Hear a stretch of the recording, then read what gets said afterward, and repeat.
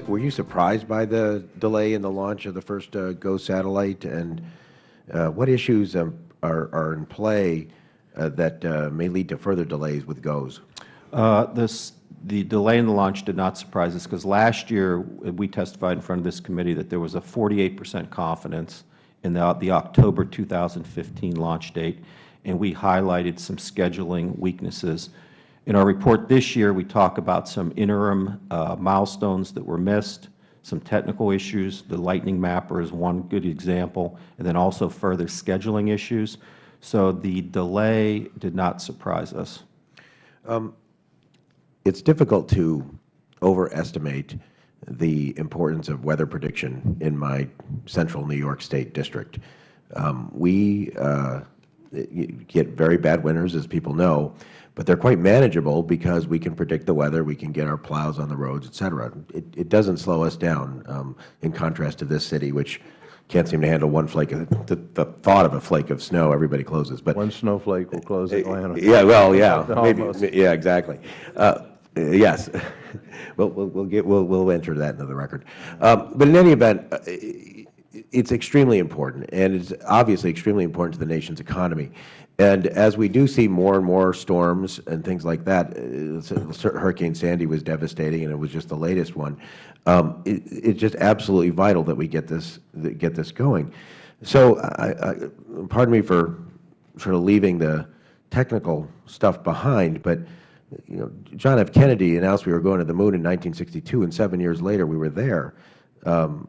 We've got 3.5 years to wait just for the GPSS to launch, and that might slip. GOES has already slipped. I mean, and so I talk to the staff and I say, well, it must be money, right? There's not enough money here. But my understanding is money is really not the issue. If it is, you can correct me. But so I'll start with Mr. Powner. Can you educate me? Why does it take so darn long to put these things up when we're in 2013? We've been doing these satellites. Are we making the perfect the enemy of the good? Is that the problem? We want to have absolutely the latest technology on everything, and so we I yield. Well, I think we did. I mean, these things were much more complex in the past, and they're being whittled down to becoming simpler and simpler with less sensors, and that's probably a good thing. But the reality is there were a lot of problems over the years, probably more significant than what we currently have. I mean, I used to testify in front of this committee where we would talk about, 1 and 2 year slips and billion-dollar overruns like clockwork. It was like clockwork year to year. And that put us in the situation we're in. So I know the GOES, it slipped 1 quarter. Historically, if you look at that, that looks actually pretty good, but it's not. It's not, because it's significant. But the problem is we've built up to this point in time where all these sins of the past with NPOs and the whole bit is catching up to everyone, and that's why we have the gap. That's why we added it to our high-risk list, so it gets the right attention with the appropriate contingency plans. Ms. Kicza and then Mr. Watkins, is there anything you can enlighten me with? Why does it take so long to get a weather satellite up in the greatest country in history in 2013? I would offer that it's a combination of issues that cause it to be difficult to build these more rapidly than we currently are. First of all, these are complex systems for both GOES-R and for the JPSS system. With SUMI and PP, they were new instruments, which oftentimes is more difficult when you start. However, I would contend that given the partnership that we have with NASA, our track record, particularly on GOES-R, has been very good. This is the first slip, other than a protest we had with a contract early on, that we've announced since 2007. And in fact, the team itself continues to work to the earlier date. What we've suggested is, given our reserve posture, we're committing to a date that's in the second quarter of fiscal year 2016. The team itself continues to work to the earlier date. We've had several reviews of the schedule of confidence, including the one that Mr. Powner refers to. In going through the analysis of the GOES-R system, we all agreed that the best thing to do is to continue to work to the earliest date possible, which is what this team is doing. Thank you, Ms. Kicza. And it has improved, but I do want to give Mr. Watkins a chance to explain. And are we making the perfect the enemy of the good? I don't believe that we are making perfect the enemy of the good. Again, when you're looking at these weather satellites and the instrumentation that we are carrying, the instruments are advanced. With respect to the JPSS, again, initially SUMI NPP was to be a research and development satellite, a satellite that we would learn about the instruments. We now find ourselves in a position of utilizing that satellite operationally. Now it's performing extremely well, and the data products are already making their way into weather forecasting. The biggest challenge that we see is one of stability. What the programs, both GOES as well as JPS, need are stable funding so that we can plan accordingly, implement the programs. If you look at the track record associated with JPSS since the demise of INPOS, we've been on schedule, even with the challenges associated with, in some cases, delayed funding, in some cases, even with those challenges, we've been able to maintain the JPSS-1 launch date. Mr. Watkins, thank you very much. Your point is good. I'm already a minute over, but I'm sure and I echo his remarks about depending too much on China. There's no partisan divide whatsoever on this. We're very concerned about it. Hopefully, we would never have to rely on them. And on the Armed Services Committee, we too are very, very concerned about the cybersecurity issues, and it would put us in a very awkward position to have to depend on that particular country for this stuff. I do want to get back to Mr. Rohrabacher's comments about having the private sector more involved.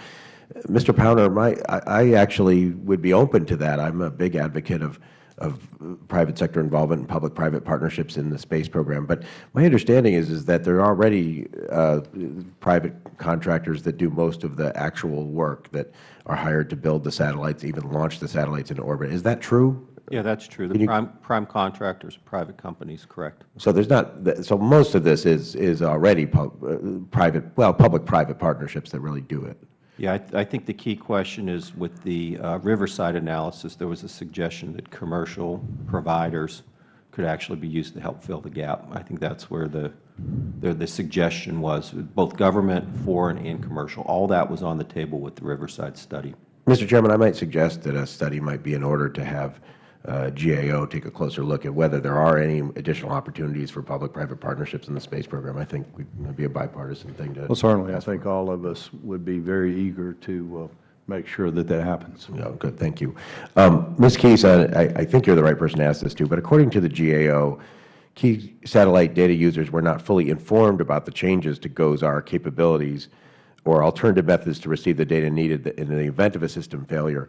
Are there any outreach efforts in place to ensure that GOES data will continue to enable users that are outside of NOAA to complete their missions? And I mean, are there any outreach efforts just to make sure that all of the various scientific users and private sector users are kept informed of these sort of issues when they arise?